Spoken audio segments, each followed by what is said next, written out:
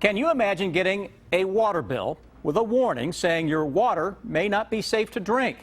Well, that's what happened in a Boyle County community, and it's not just there. A new water regulation is making it difficult for many water systems to stay compliant. Our investigative reporter Miranda Combs went to find out why. It doesn't take long to find a pool in this small slice of Boyle County country called Parksville. And it doesn't take long to find somebody ready to get in one. I'm hot right now, so I might go get my swimsuit on. Kelly Isaac says her kids spend about an hour in the pool every day. Okay. They're outside a lot in the summer, if not the pool. Well, I come out and water in the morning, but that's before the bright sun, and I probably spend about an hour and a half. Zucchini, squash, artichoke. Have you ever had an artichoke? The Isaacs have been here for 3 years. They've got to know the people that supply their water. They're really wonderful people, yeah. I love them. That was the consensus as we talked to Parksville neighbors. The source of the confusion was this, a typed alert on the front of the water bill. Some didn't see it at all. Terry Lynn Wiemiller doesn't skip the details when it comes to his pool. It's a solar cover to heat your pool up. But this bill is a different story. We normally don't pay attention to things like that. We just get it, go pay it. Others, like the Isaacs, noticed it but didn't really understand it. Yeah, it didn't worry me that much at all. No, I thought that it would be a problem for the month and that they'd clear it up and it'd be fixed. Not exactly. These notices started back in January. The latest was last month.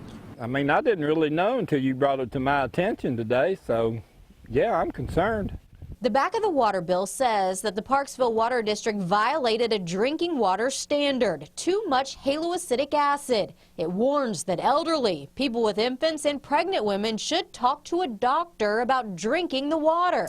The basins we are standing on are all new. This is Danville City Engineer Earl Coffey. He's in charge of the Danville Water Plant, which supplies water to Parksville and several other districts. To see that something like that on the bill can be startling for people. Correct.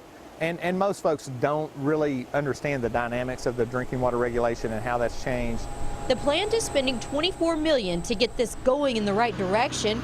He says the construction is what caused the spike in haloacidic acid. Are you saying that this level is not a big deal? No, any regulation, we consider it a big deal. Any water quality standard we take very seriously, and including this one. Haloacidic acid is a disinfectant byproduct. Large amounts over many years can cause an increased risk of cancer. This is an issue that's occurring across Kentucky. And Peter Goodman's department is the one in charge of enforcing the rule. The state sent Danville and its purchasers notices of violations. After 3, they'll be sent on to enforcement. The chronic risk from disinfection byproducts for getting cancer are very, very low. But that said, there's a rule for a reason. This high level of disinfectant byproduct actually isn't uncommon. 70 right now of the 409 public water systems in the state are in violation for the same reason. So our goal isn't to collect a lot of penalty. Our goal is to get in compliance. Danville's haloacidic acid levels are now well below the threshold, but the state requires a 4-quarter average, which right now still brings them down. You almost have to get all the way through a calendar year to literally replace a number if it's out of skew that bad, right? You would have to almost. Is that bad out of skew? The data point that caused our violation was high, yes. But Coffey assures they are moving in the right direction to be compliant again. And families like the Isaacs will wade carefully now through their water bill.